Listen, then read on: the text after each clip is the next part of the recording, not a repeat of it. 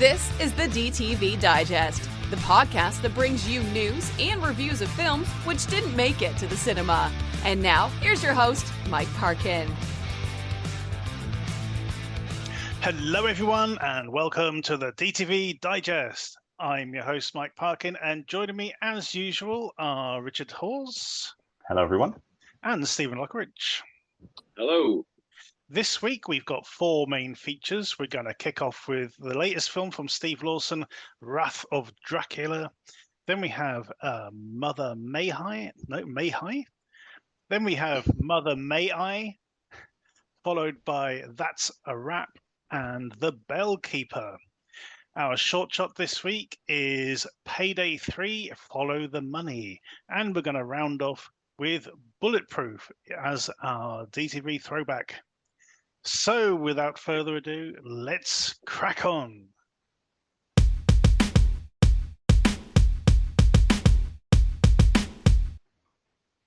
Our first film this week is Wrath of Dracula. Mina Harker embarks on a mission to rescue her husband Jonathan from Castle Dracula, assisted by the mysterious Professor Van Helsing.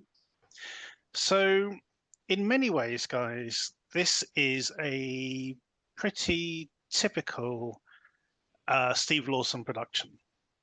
So, you know, he's taken a snippet of a well-known piece of literature and developed it into, you know, a decent length film within a certain budget constraint. But at the same time, I feel he's sort of pushing the envelope a bit with this one. You know, there are sort of there's a bit of more flair to that than we've seen with some of his films. All of his films, they're very decent productions. We do enjoy them. They're well scripted, well produced. But this is starting to show, you know, what's the word I'm looking for? A little bit more flash, I think, is what I'm aiming for here. Steve, what did you think of this one? Yeah, I agree. I mean, like the first ones we watched, I think it was Ripper's Revenge, and I really enjoyed Untold. that. Yeah, Ripper Untold was the first one. Ripper Untold, sorry, that was it. And like I said, at that time, I really enjoyed that one. The last few, I think, have been a bit flat. I wasn't really getting enjoyment out of them. It was just very samey, you know, like 1-2 room settings and stuff like that. This one, he's definitely upped his game. There's actually makeup and special effects and a fight scene. Yeah. I'll be honest, the fight scene was the only thing that kind of let it down for me a bit. I don't know why, but the fight scene, it just seemed to be more comedic than anything. You know, between Mina and the bride, it just seemed. It made me laugh. It was comedic. I don't know if that's what they were going for, but that's just how it seemed. But I thought the performances were really good. The story's pretty good as well. I know it does stray from the Dracula novel and stuff like that, but it does work out well, and I really enjoyed this one. Even the makeup effects and stuff like that were great. And he does seem to be, I don't know whether he's got a bit more budget with this one or he's just improving naturally. And there's even, like, you know, the end credits, with the behind the scenes bits and stuff like that. I thought that was a really good touch. Yeah, I thought it was a really good touch having that in there. Yeah. Rich, I think this is the first time as well that, you know, the music is sort of made me sit up and pay attention as well. Right from the off, you know, the opening credit sequence, sort of the music over the top. It just had a bit more sort of bombast to than you might expect. How do you get on with is that one? Does it open with the song "Last to Fall"? Is it is it the song that opens the film, or is it? No, does that come in later? Because the song really made quite an impression on me. It appears at some point, Is that the earlier in the training film. montage? I think. Oh, Yeah. it might have been the training montage, yeah, and then they reprise it in the end credits and stuff. But yeah, the music's got quite bombastic on the opening. Yeah, it's the as usual, it's kind of sourced music, and at the end credits, there's like 6 different groups or individuals who the music has come from. Say one of them being William van der Grommet, who did the Last to Fall song, which I thought was really good, and worked really nicely in the film. It's an interesting one because it's the cycle of these sort of period, literature based and other sort of historical sort of period, but mainly the sort of the literature based stuff really goes back to his film Bram Stoker's Van Helsing, which was made. It wasn't the first sort of historical one because he'd done Haunting of Alcatraz before that, but it was the first one sort of going into the sort of recognizable characters and stuff. Let's say the IP sort of stuff. But as it would have been referred to if it was written now. But the interesting thing, because unfortunately I still haven't seen Bram Stoker's Van Helsing, but I was aware that Mark Topping, who played Van Helsing in that film, has reprised the role here. So my natural inclination was to check: is it a sequel? Is it a direct sequel, or a sequel in any sense? And Creative Studios have stated quite clearly that it's not a sequel. So you don't need to have seen the previous one or whatever. It's not connected. It's sort of going off in a different direction.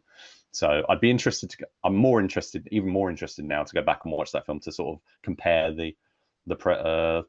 what Van Helsing is like in that film compared to this one. It might be exactly the same. It might just be the other aspects that are changed. But there's things like Charlie Bond was in Van Helsing, I believe, and she's got like a picture cameo in this one, which again is another reference to it. So yeah, what we've got here this time is a film that injects a bit more action into proceedings, with a nod to, so you've already got the sort of nod to Hammer horror going on, which is also probably, I think it's a bit more the Hammer influence has sort of hung over a few of them lately, but probably this more than any other. But also Legend of the Seven Golden Vampires, which was the sort of collaboration. I think it was with Shaw Brothers. Hammer did it with I think it was either Shaw Brothers or Golden Harvest. I can't remember which. Yeah, I can't remember. I can't say for sure which it was, but it was quite it was a distinctive sort of experiment of the time because nobody really was doing that kind of thing, and it still is quite a unique film. And so we've got some martial arts incorporated now. It kind of works and it kind of doesn't, because it's like all the stuff is in there like you would expect, like training montage and everything, as I think we mentioned earlier, which is all good. But she's training herself, so it's like Van Helsing is like almost, you would be the instructor, but he just chucks a book at her. she just practices from the book, which I don't think it would be that easy, but you have to sort of suspend a lot of disbelief, which is fair enough. But it's a nice idea, and I think our lead actress, Hannah Bang Ben. Hannah Bang Benz. I'm going to say Hannah because it's Hannah with a J. But I'm presuming it's pronounced Hannah. I might be completely wrong. I apologise if that's wrong. She does well with it. She's got quite a few projects going on at the moment. There's a film called I Am Rage, which we're all quite keen to see, which is a proper full-on revenge movie that she's done. But here she is Mina Harker, who was played by a different actress in Bram Stoker's Van Helsing, as it's called, from a couple of years ago. And we've got Sean Cronin as Dracula. Now, I quite like Sean Cronin because he's one of those guys who was just born to play a bad guy. He's just got. I mean, I know it's all imaged and shortcut. You base a lot of. You can do a lot of shortcut if your actor looks a certain way that's going to elicit a response from the audience. So Sean Cronin is actually just always looks like a really scary guy. I'm hoping it. You know, he might be lovely in real life, but he's a really sort of fearsome looking fella. He turned up in, I believe, Mission Impossible Fallout. He did, and he's done all sorts of other stuff, but I think it was Fallout that I saw him in, which was which I was just trying to double check which one it was, but whether I could find it. I'm sure he was in. I think it was Rogue Nation. It was Rogue Nation. Sorry. Yeah, so because I watched it again recently. I was watching them all recently, and I was like, I'd forgotten he was in it because I didn't know, I wasn't aware of him as much as I have been in like the last couple of years. So therefore, seeing him turn up, I was like, oh, it's him. That's a great role. Anyway. Yeah, I was going to say this isn't his first Steve Lawson film either. No, I don't think so. Can you remind me what he's done with him before? He was in The Fourth Musketeer. Oh, yes. Yes, Cardinal Richelieu, yes. Of course Rochefort. The Christopher Lee character, basically. Right. Is he? So he's basically gone from a Christopher Lee character to a Christopher Lee character. Yeah, which is interesting. Good point. So the film, the martial arts element is quite interesting. I don't think it quite pays off. I mean, Steve Lawson's filmmaking career started with martial arts films, or martial arts action films, I should say, alongside people like Ross Boyask. He did some, sort of micro budget films. Did one called The Silencer with Glenn Salvage, who was later in Essex Heist and I think some other things. I think actually was in Saltwater as well, so he's like a frequent collaborator. And he kind of went away from the action stuff and went into horror. There was like a few years gap, and then he was sort of very much focused on the horror. And this is kind of his first sort of real sort of return to bringing that back into his films, which I think is quite interesting. Definitely gives it a little bit more of a different angle, because I like the sort of drawing room kind of conversational thrillers that he's been doing with the Ripper movies and such. In which case, the recent Ripper movie, there was a recent Ripper film which was a sequel to the Ripper's Revenge. I like that style. I think he's got this is definitely still in keeping following in that footstep. He's going to some. They're filming on their studio, which I think's in Leicester, and then they film on location in like historical locations, and they sort of combine that together, and they add in sort of stock establishing footage as well to sort of there's the sort of the landscapes of like all the trees and stuff, which sort of really I think conveys the sort of location quite well. And then I think it was almost almost the castle almost looked like a matte painting or something. It was a really very distinctive presentation of the castle there, rather than just showing an old house or something. They've really gone to actually try and make it look, within their budget limitations and stuff. So you got all the stuff going on with Mina and Van Helsing, which is quite nicely developed. It all takes place over about usual running time, just under 80 minutes. And say the martial arts stuff doesn't quite pay off, I don't think, especially at the climax, because it's like I was waiting for like a big scene, and it's very, very brief, unfortunately. But that's fair enough. I think you get that earlier confrontation, which provide with the bride of Dracula. You get more of an action scene there, but and who knows, we may get more. There's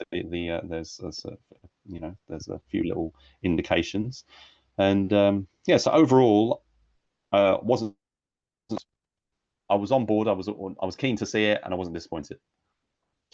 I really like this one. So what was the last time we saw? That was Ripper's Revenge, I think, wasn't it? Or the Mummy. Wasn't the Mummy in between? I think it might have been Ripper's Revenge was the last one. I know there's been a few. We did the Mummy. We did the Highwayman. The Fourth Musketeer, as we mentioned, the Jekyll and Hyde one. So you know, Yeah, we've which was another one I really did like. Jekyll and yeah. Hyde one. I know that as Steve well. didn't think much of that, but this one, you know, I mean, the quality has always been there. You know, the quality of the writing and being able to work within a sort of very specific budget, and you know, punch above their weight basically in terms of production values, I think. But I Yeah, think they're a small team. I think Steve Lawson might have even choreographed and sorted all the martial arts stuff out himself, because I couldn't see any sort of stunt people, unless I was missing. I mean, the credits are typically padded out. You basically get the cast mentioned like 3 times. Like at the end, they do the cast credits and then they do them again, and then and basically everyone gets because there's so few people in the crew. Yeah, they basically everyone gets their, which is great for if you're part of the film, you get your name on the whole screen. It's like for whatever role you've done. But I couldn't, unless I blinked and missed it, I didn't see a stunt coordinator or anything or a trainer mentioned. So it could have been based on Steve Lawson's experience with that stuff in the past. I wouldn't be surprised if he'd managed the whole that side of things himself, as he seems to manage. I mean, you watch the making of stuff at the end. He was he just gets stuck in with all of it. He was putting on the blood and the ranging thing. He's quite a hands-on director, and I think you probably have to be when you're working in this in this sort of very low budget sort of it's probably micro budget, but because it's done so well, it doesn't feel micro budget. Exactly. I think. Yeah. Exactly. I mean, there are a couple of narrative moments where they've had to be incredibly brief with certain things, like the fate of one particular character is very much glossed over. It's like, oh, about that person. It's like, okay, which considering what the mission is, it's like, oh, okay, let's move on, which is a bit silly. But what I did like as well was the idea of like, well, if we're going to say vampires exist, why not say werewolves exist as well? And try and there's that possibility of a sequel where we see sort of Nina and Van Helsing having more adventures together. I don't see why not. There's an interesting partnership between the two of like sort of mentor and student kind of thing. Well, I mean, it's hinted at that they might go after werewolves, Yeah, exactly. I like that. So I hope they do. Yeah. That'd be really cool. And I think, as we said, adding that sort of behind the scenes footage over the credits also gave it a bit more oomph. It's like, look, we actually properly filmed stuff for this film. It wasn't shot on an iPhone or something. This is a proper bloody camera and sets and everything. I think that in itself gives it production value. I think that's again a nod to because of the martial arts element. That's like the Jackie Chan thing, isn't it? Yeah. But as you say, the look of the film, it has got a bit of sort of a Hammer feel to it, in the lighting and the set dressing and that. The way the brides move, where they hold their hands up and stuff like that. It's all very reminiscent of that, and reminiscent of the original Evil Dead as well. Funny enough, sort of the way they move, sort of very sort of like sort of stuttery kind of thing. It works really well. Okay, so scores on the doors, Steve. I'll give it an 8. And Rich.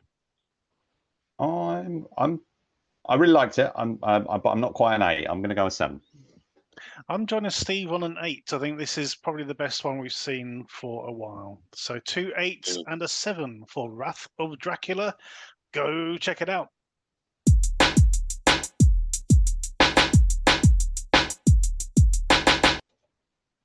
Our next film is Mother May I. When Anya starts behaving like her fiancé's recently deceased mother, Emmett must confront his deepest traumas to free his fiancée from this bewildering possession. Unfortunately, guys, I only caught the first 10 minutes of this, which had Emmett sort of picking up the ashes of his deceased mum and taking her back to the house. I see he inherits his mum's house and they stay there for a while, and I imagine weird shit starts happening. Steve? I don't know. It's one of them. Basically, they get there, start tidying up, get some magic mushrooms, go on the go, and then she just starts acting weird. She just like gestures up at her and starts being a bitch, basically, which forces him to go through trauma. And she was like abandoned. He was abandoned in the past when he was a kid and stuff like that. But they just, I don't know. There's nothing there really. They just sit and talk to each other, or she'll go swimming when she doesn't swim, and then the ending is just absolute annoyance. Because the thing is, both of them are not likable characters in a way. It's one of them, I mean, you get like the neighbour coming over, who seems like a nice guy, takes him into town and stuff like that and helps him out. But apart from that, it really is just a double header of everything. And it's not, when it's explained, I don't think it's particularly supernatural or anything like that. It's all about hipster trauma and stuff like that. And it's a bit pointless, really. There's nothing substantial there at all. Okay. As Rich, similar opinion, or did you get something more out of this? I think I've probably got a little bit more out of it, but it is it's kind of mixing different genres. Well, different genres to an extent. But, it is quite on the surface standard horror stuff. So right. It's a couple go to a house, spooky stuff starts happening. It's Amityville horror or whatever you choose. Things like then you've got the sort of I don't know, navel gazing is the right term, but sort of introspective element. I guess there was like we had I think it was called Faye, which was the woman who'd lost her husband, and she goes to a cabin or goes away to a home. Yeah, that was literally a one, wasn't it? Basically. Yeah, and there was there's been a few others that were similar. I think there was a short film that we covered, which was also about someone sort of going away and sort of isolating themselves and whatever, and it being so it's kind of got that stuff going on, but it's also and say it's sort of not new age, because it's not. I mean, we talked about Summoning the Spirit recently, which was a couple, having a difficult time with their relationship, going out into sort of and in that case, they encounter a group, with their wild ideas and all this sort of stuff. And in this case, it's just the couple, and they've already got their kind of these ideas and things that they're working on, mainly due to, I think, the wife, who's like into sort of psychology and different approaches to that sort of thing. So there's psychotherapist, isn't she? Right, that was it, yeah. And so a lot of it is it's all about their relationship. The whole film is about their relationship. It's one of those films where it's about the relationship, and everything else is sort of added into that. So it's like it's this couple, but then his mother is in the way. She's not there, but she's like ever present. Is she there as a spirit? Because he's got abandonment issues. Or is she just there because the memory or the hope or whatever is sort of lingering over them? But then there's a physical manifestation of that in the transformation of the wife. Is that a literal possession, or is it something else? I think it's open to interpretation, especially because the film is set up with this all it's introducing all these psychological ideas. So therefore, how much can you trust is real or psychological, or say the effect of psychotropic substances or whatever, which are say a sort of a trigger point for the what happens in the film. It looks really good.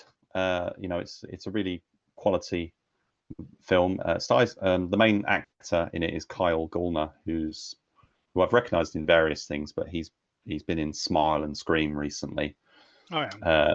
But the neighbour guy, the old neighbour who sort of comes on, and because he knew his mother and stuff, and so he remembers her living there, and sort of can relate a bit, talk about a bit about that experience of what she was like and stuff, and sort of befriends them. That he's played by Chris Mulkey, who I'm a big fan of. Great character actor, turns up in all sorts of stuff since the I remember seeing him in a whole bunch of stuff in the 1980s, but his filmography is absolutely massive. So I enjoyed seeing him. Quite a substantial role for him as well, really, compared to what he does a lot of stuff that I haven't seen, but from not seeing him very often, it was nice to see, because he turns up in all sorts of characters. Anyway, he's good.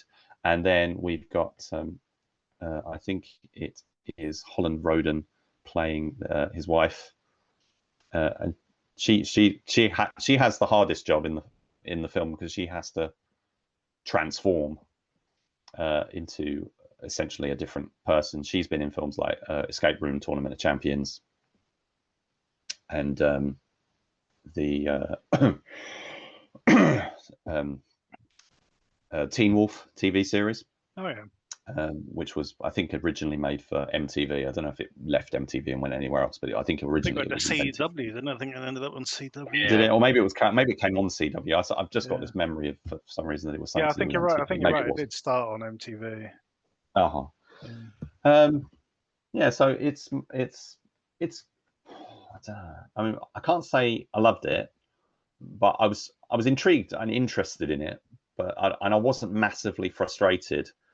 Although I could see how, it is a film that could easily frustrate. Yeah. I think it just about hangs on by a thread, I think, from tipping over into sort of self-indulgent and unappealing. But I will say it's all right. It's written and directed by Lawrence Vanishelli, who's done a few things before. Nothing I've seen. Interesting short. Well, there's a short film I like the look of that he did called Body of Crime. But I'll check out some more of his work. But yeah, based on this, I would want something a bit more mainstream. But I think it tells you what it is going in. I think within the first few minutes, you see those credits in that sort of 1970s style, and the unusual opening. I think it's going for that sort of 70s horror, sort of Rosemary's Baby sort of period. So I think if you like that sort of stuff, I think this is probably the film for you. If you like sort of mainstream horror, Blumhouse sort of thing, then you're probably not going to get on with this. More A24 kind of thing. Yeah, I think that's fair to say. Yeah. Okay, how are we going to score it, Steve? I'll give it a 5. I'm going to give it a 6. Yeah. Okay, a 5 and a 6 for Mother May I. Go check it out.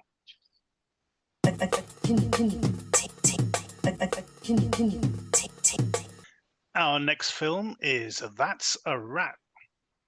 Mason Maestro has just directed what he considers to be his masterpiece, a film titled That's a Wrap.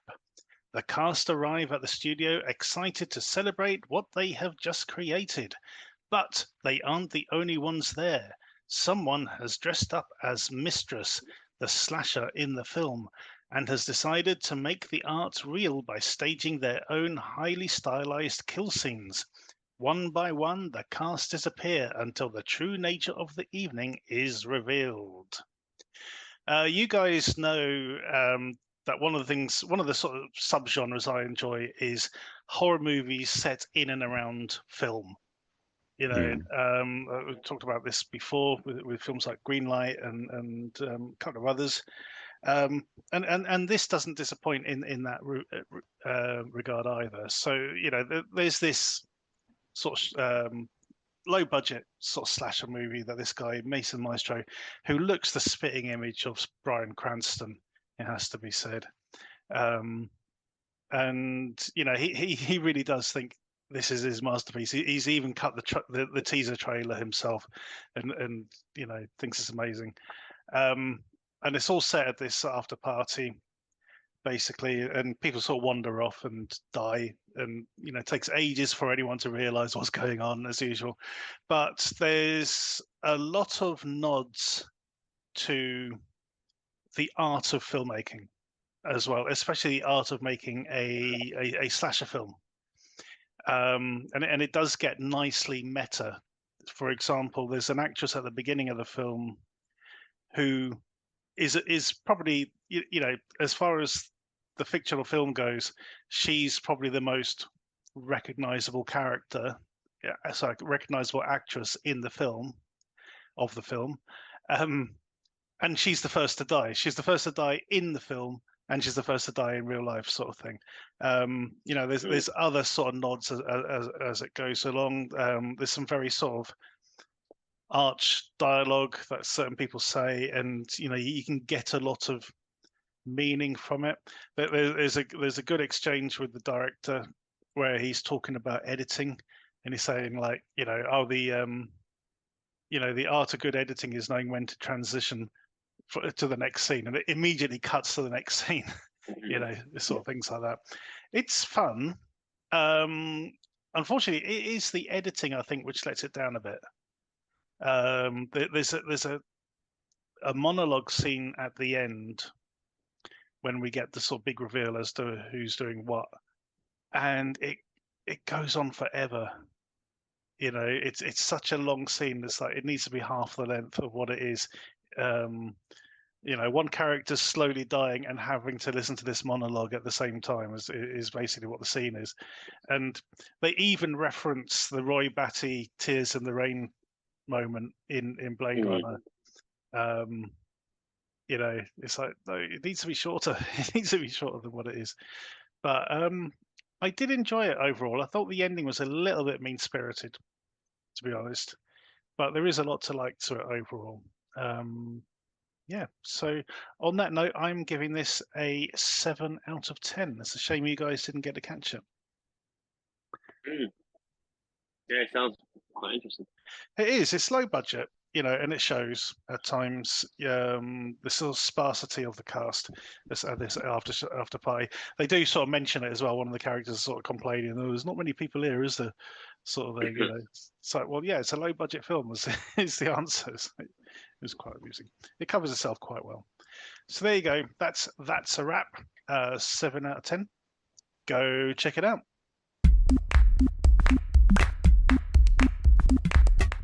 Our next film is The Bell Keeper. A group of friends travel to a secluded campsite to film a documentary. What they find is something much more sinister than they could have ever imagined. There is a point in this at the beginning when they're sort of loading up the RV, and I'm sort of doing a head count. Right? So there's only 4 people here. Traditionally, there's 5 for this sort of film. And then, sure enough, the next scene is this woman hitchhiking and sort of searching for her missing brother. But there we go, number 5. Yeah. The setup for this is very rote. It's the Texas Chainsaw Massacre, is what it is.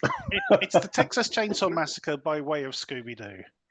Is the setup, because we got this great prologue of Randy Couture, who is brilliant in the film. I really liked him in this. Dispatching these teens. But this is one of these films which turns things on its head quite nicely, and it does sort of come down to that hot thing that I like, which is people doing bad things for the right reasons, sort of thing, for the greater good and all that sort of stuff. And in that regard, it reminded me of a film called The Shrine with, I think it was Sean Ashmore or Aaron Ashmore, one of the two. Oh yeah. And their girlfriend, they find this, end up getting lost in the fog in like some Eastern European country. Yeah, I think it's in Poland or something like that. Might be Poland, and she comes across this statue in the thing, and ever since then, because she sort of found the statue, the villagers are out to get her, sort of thing. But it turns out there's more to it, and that's kind of what we get here. There's sort of more to what's going on, which I liked. I thought, okay, that brings something a bit different to it, and it's sort of, it plays with your expectations of what's going on. It's almost as if Leatherface becomes the good guy, Yes, yeah, So, I would say that's which is really interesting. Steve, how did you get on with Chainsaw Massacre meets Scooby-Doo?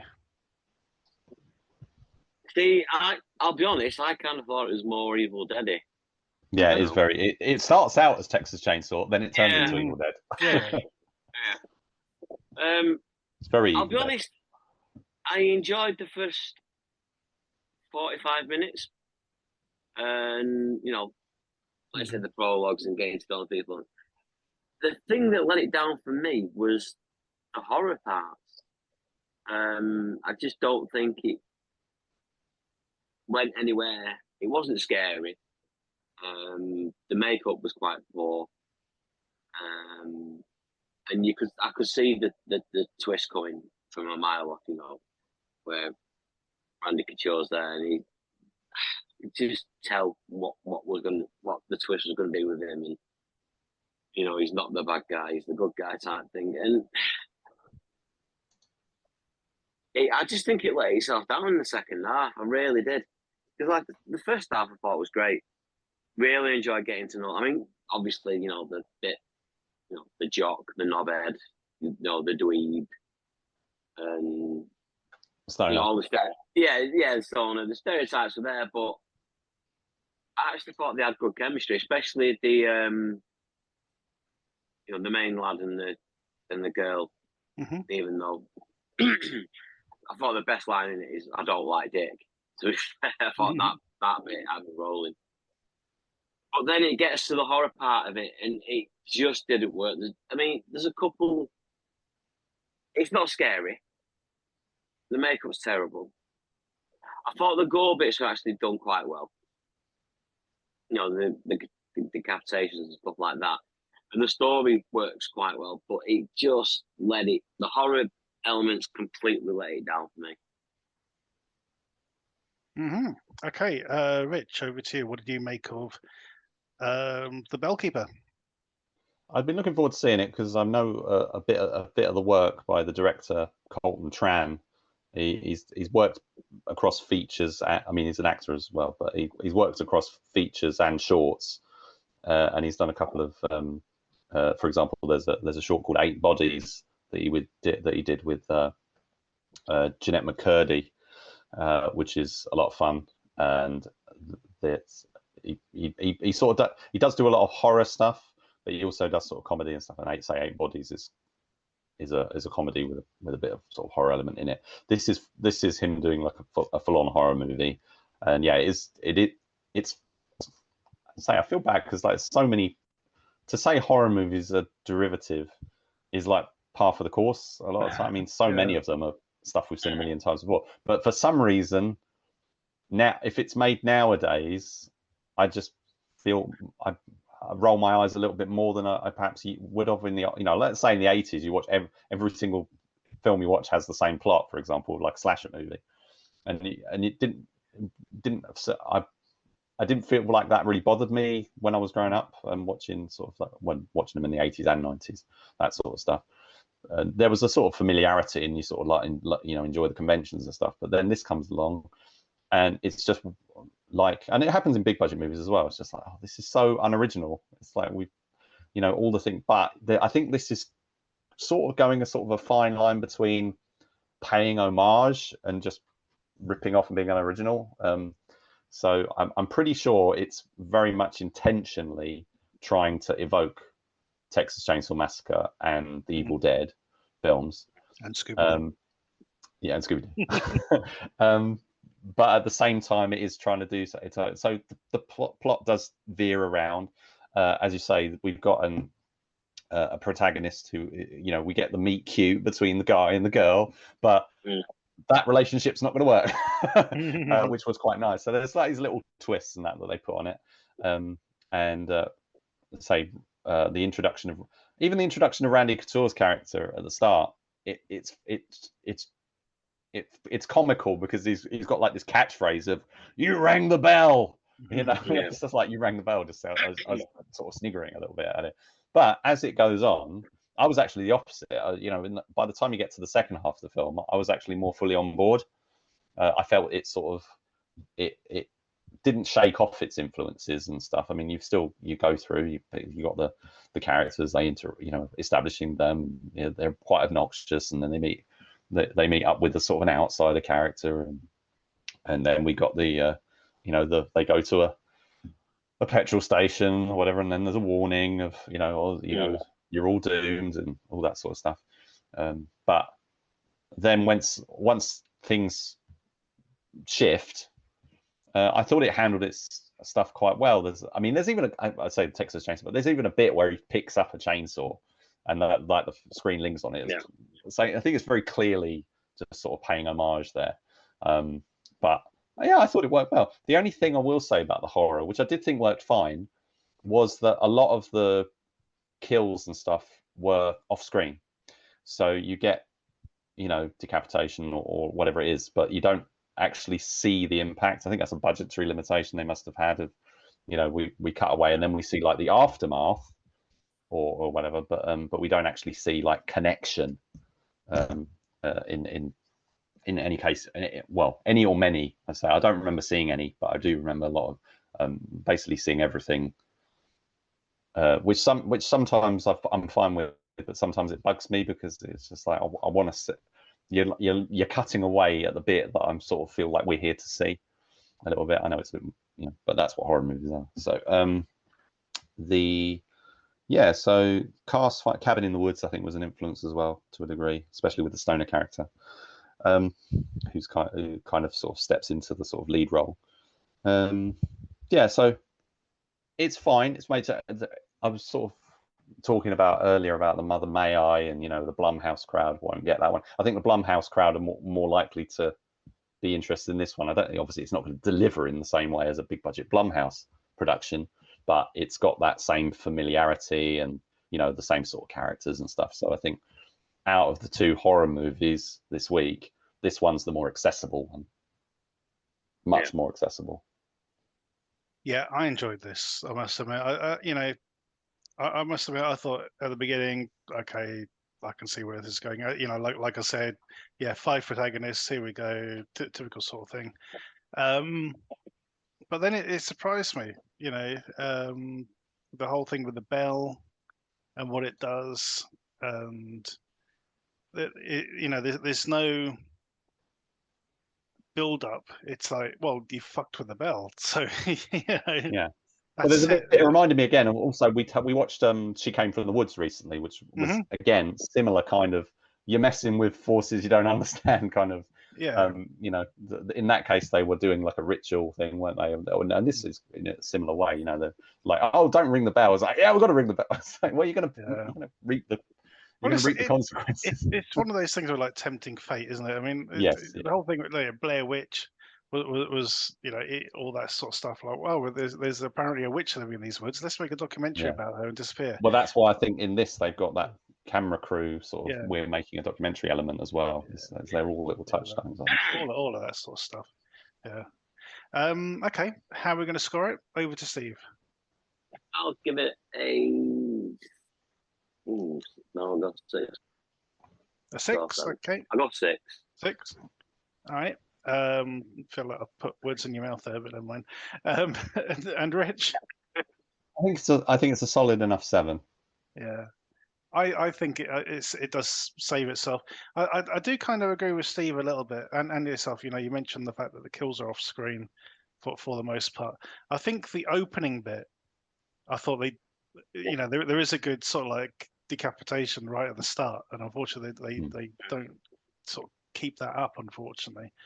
But having said that, I think it works. I think Randy's character is really good. more or less works overall. It's entertaining. I could have done with a better, it's not just the makeup effects, it's the acting of being possessed or whatever it is.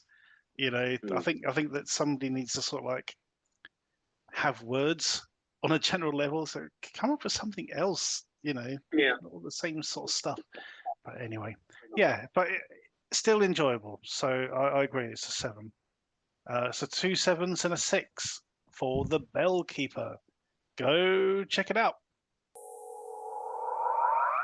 Our short shot this week is Payday 3 Follow the Money.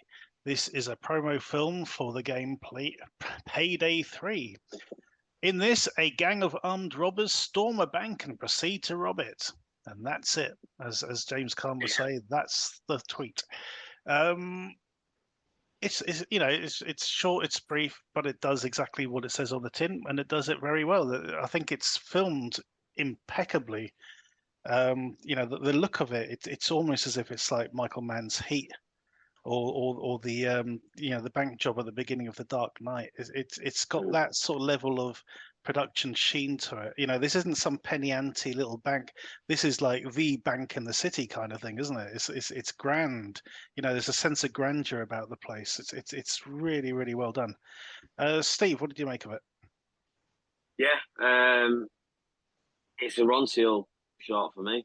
Like I said, does what it says on the tin. It's just a bank heist, but he's done very well. It's acted very well. Some even like just a little bit at the end, when Ice T turns up. Yeah, I thought that was pretty decent as well. Yeah, it just reminds me of the beginning of the Dark Knight. To be fair, with a bit more swearing. That's about it, really. Yeah, I really less like skill buzzes. It's I have played one of the Payday games, or at least a demo of it a while ago, and the masks that the robbers are using, are the same ones that you see in the game. So, but yeah, the masks were pretty real. I say real to life, but it's not. It's like real to the computer game. So yeah. Indeed. Yeah, they're not the dead presidents or anything. No. Anyway, Rich, over to you. This one just dropped the other day, I believe. Yeah. So I think a lot of there's a lot of video games sort of coming out soon, and that every now and again, some of the, especially like PlayStation ones, they like to drop a live action sort of prologue. Kind of, we've seen. I don't know if they're all PlayStation, but we've covered. Well, there's a Far Cry one that was excellent. There was a Far Cry one, and there was also that was quite a long one actually. That was like 25 minutes. But the that game I really like. I forgot what it's called. Sifu was a really good one that we covered. Sifu, yeah. Yeah, that was a fantastic little prologue short, and also there was Battleground or something like that. I can't remember if it's called it's something Battleground, Battle something. Anyway, there's a few of these, and they sometimes enlist big names and whatever into them. This one is it's one of those ones where there's no credits, so I don't know who the actors are. I don't know, apart from recognizing Ice-T at the end in his cameo, which I guess was a reveal for like he's going to be in the game. It's I don't really know. It will come. I'm sure it will come out, but it's I wasn't able to find out who the director was or anything like that. So it's all quite anonymous in the same way as a commercial would be. So yeah, I would actually concur. I thought it was good, but I do concur that it did essentially feel like the opening sort of a bank robbery in that sort of Dark Knight or like you say Point Break sort of mode. With the novelty is like we're following this stack of bills in this bundle, and it lands one place and then someone picks up and moves, and we follow some different characters sort of trying to interact with it. I thought which is also a device we've seen on loads of things. There was a film called $20, which was like an anthology story about one story involves somebody and they get the money and then they pass it on to somebody else and then we follow them for a while and then they pass on the money. So yeah, sorry, what were you going to say, Mike? I was going to say I thought that stack of money was going to be one of the ones with the die pack in it as well. Oh yeah, me too. Yeah. Yeah, so yeah, it's there's no meat on the bone, unfortunately. It is literally just like an action scene, without any characterization. Apart from say, I was quite surprised with all the swearing and stuff. But my son actually, because I mentioned it to him, I said, "Oh, don't watch it, or whatever. It's a bit, got a bit of swearing in it." But he plays Call of Duty and stuff, so he's not fussed. So he watched it, and he never watches films, and he liked it. And I thought it was all right. It's definitely worth watching. It's not just. I don't think you have to be somebody who's going to be a fan. I mean, I know nothing about the games, but I don't think you have to be someone who's into the games to enjoy these from a sort of an aesthetic, technical sort of, short action sequence, adrenaline boost kind of, angle. So I think, for certainly something that I would recommend to people who like watching short films and stuff, and action shorts in general, action films in general, even though, say, it doesn't really develop anything, but very, very well executed. Absolutely. And on the sort of productions production quality note, what is the one thing I always complain about with gunfights in movies? Oh, the sounds of the sound effects. Sorry, and what I was very pleased with was the sort of the dynamics of the sound effects here, as you'd expect for something looking this good. So you can tell there's sort of distinctively sort of different weaponry. They sound different if they're further away or if they're up close. I thought the sort of sound design worked really, really well for this. We don't score the shorts, but we do recommend you check them out. This takes about 5 minutes of your day. You'll find a link to this in the footnotes below. Go check it out. Our DTV throwback this week is Bulletproof. Two criminals, Keats and Moses, end their friendship when Keats turns out to be an undercover cop and Moses shoots him. Many years later, the two are forced to work together again when Keats is assigned to protect Moses as a witness. I remember this one coming out. I remember the trailer for it because it has that bit where he's singing in the shower, singing the Whitney Houston song. Oh yeah. It's quite amusing. This has stood up reasonably well, I think, overall. There are some good lines in it. The action's not too bad and quite violent for, what is basically a buddy comedy. It was good to revisit this one again. How about you, Steve? Yeah, I've not seen it before, but I did enjoy it. It's a bit. Some of the comedies are a little bit, touch and go nowadays. The whole Disneyland bit. Yeah.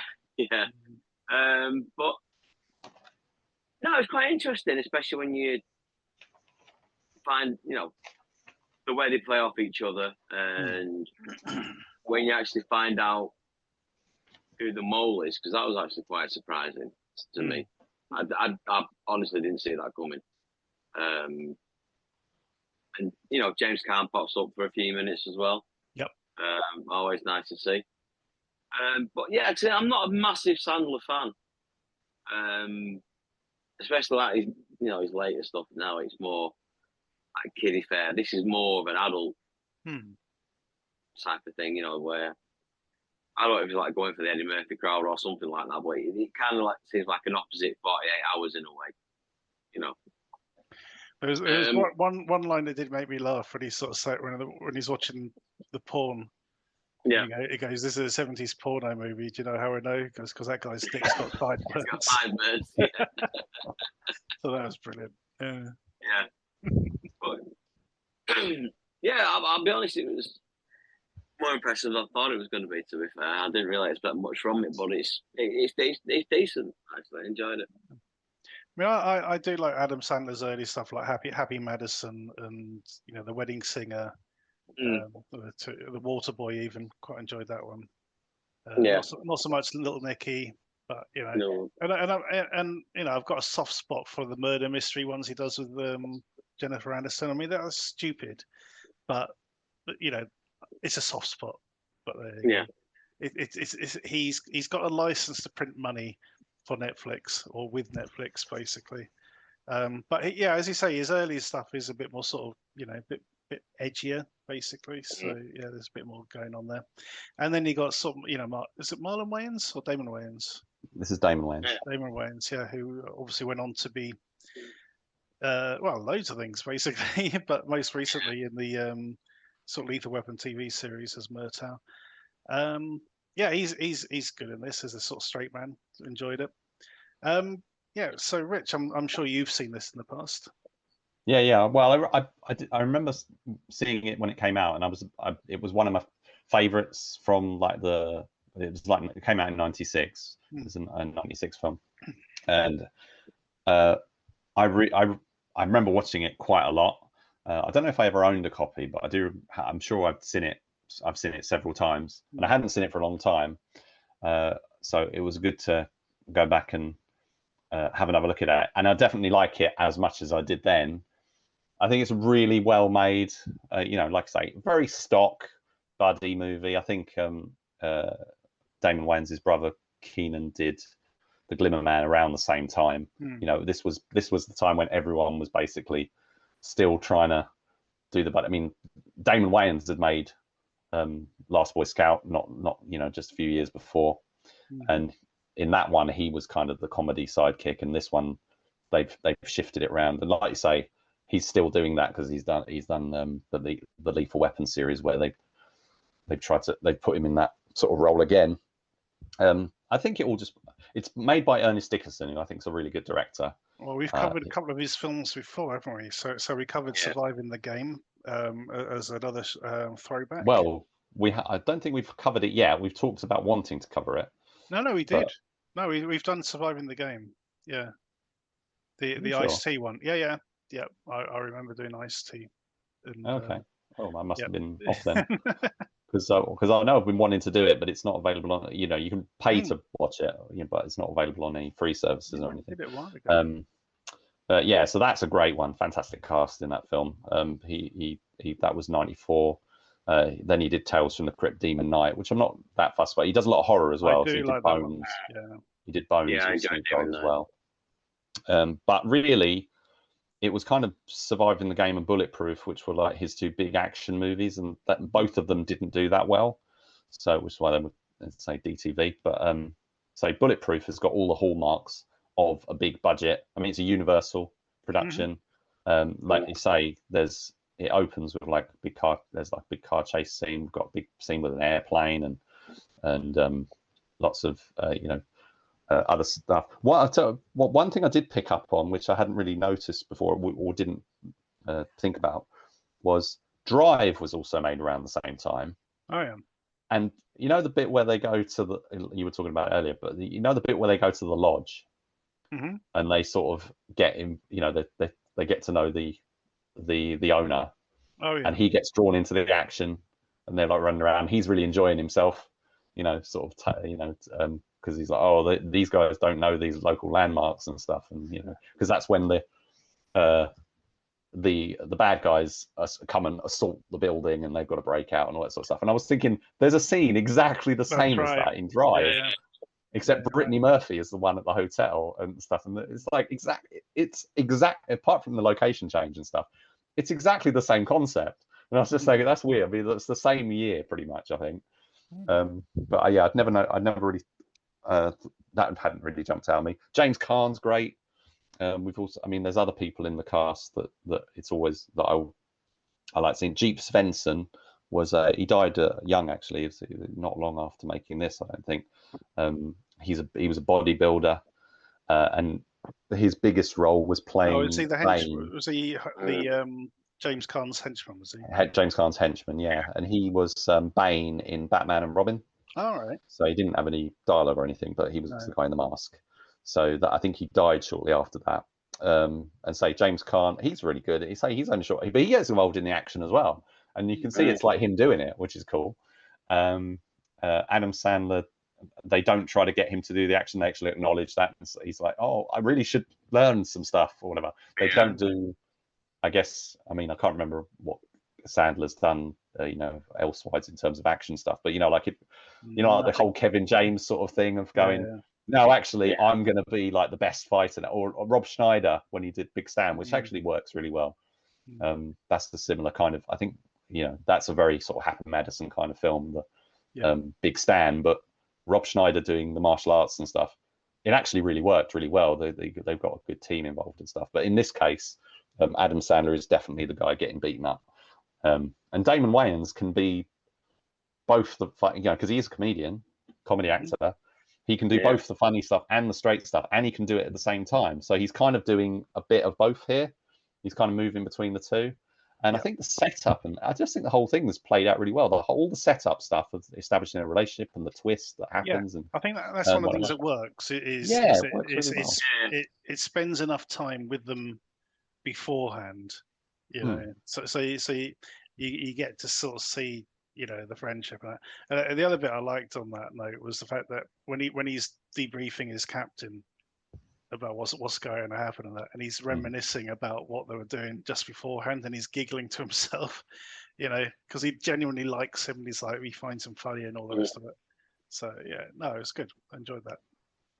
And some of the other actors I was mentioning it. So we've got Sal Landy, Xander Berkeley, Bill Nunn, and also what's her name? Monica Potter, who was Nicolas Cage's wife in Con Air. She did a whole bunch of others. She did like a British romantic comedy and stuff around this sort of time. She got some leading roles and then kind of disappeared, like a lot of performers.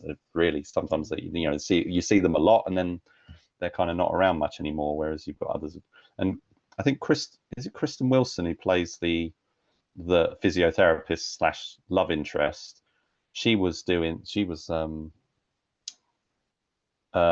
think it was like Dungeons and Dragons, like the old Dungeons and Dragons and stuff. She was around quite a lot until I'm just looking at her filmography. She's sort of she was around quite a lot in this time, and then towards the 2000s, then she kind of disappeared. Her last credit is apparently Mega Python versus Gatoroid for the Asylum.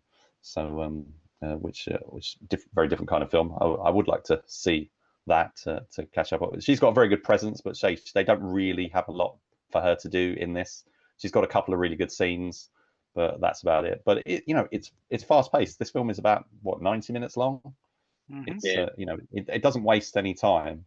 I think that James Caan is a bit like there's a bit of a Out for Justice William Sadler kind of thing going on where where he has basically this catchphrase. And they just sort of keep bringing it back, like showing the clip on the TV. I think it's like, and 2 cars in every garage. He's very much he's a car salesman. So I think James Caan's really good. I think everyone's really good in it. As I say, it was a favourite then, it's a favourite now. Awesome. Well, there you go. That is Bulletproof. We found it on Freevee. I'm sure it's available on other free to view with ads services. There is a sequel available on that service as well. Really? I haven't yet seen the DTV sequel, which was made quite recently. Looks dodgy as hell. But I will try and watch it. But Bulletproof 2 Electric Boogaloo. What's it called? No, it's just Bulletproof 2. But the idea, as I've read it, is that this in that movie, because these guys in the sequel look completely different, and the idea is Bulletproof with Adam Sandler or whatever was a movie that was made on their lives, and this is about the real characters. So they're trying to do a little bit of a meta thing with it and stuff. So anyway, I'm sorry, I will give it a go at some point. Well, the thing is, it's directed by Don Michael Paul. That's one of the reasons why I'm willing to give it a go. Absolutely. And it's got Tony Todd in it, so there you go. I'm definitely going to check it out. Don Michael Paul's a steady pair of hands. So awesome. Okay. As I said, we found it on Freevee. so you can find it too. I'm sure it's on other services, free to view with ads. If you've got something like that, it'll probably be around. And that is the end of this week's show. So thanks to Rich and Steve for joining us once more. Enjoyable bunch of films. I did like That's a Wrap and The Bell Ringer. What was the other one we did? Oh, Wrath of Dracula. Yeah, that was really cool. Yeah. So there you go. Awesome. Okay. Don't forget to check us out on Facebook and Twitter or X at the DTV Digest. Also check out the Short Shots, where Rich puts a new short on every evening around about 8 o'clock. And is there one thing I can also mention on that point? Yeah, got it. I recently guested on the Direct to Video Connoisseurs podcast. Matt Poirier. Yep. Me and Matt and I should say, discuss 10 short films, the kind of stuff that we've got posted over on Twitter and talk about on both here and on the Short Shots show as well. So Matt and I talked about a whole bunch of stuff featuring actors who appear in the reviews on his site, people like Thomas Jane and Michael Madsen. So if you're interested in shorts and stuff, want to hear what Matt and I have got to say about some of those, head over to the Direct to Video Connoisseur podcast and just generally just give it a listen because it's a great show. Absolutely, it is. Okay, thank you for listening. Tune in next time.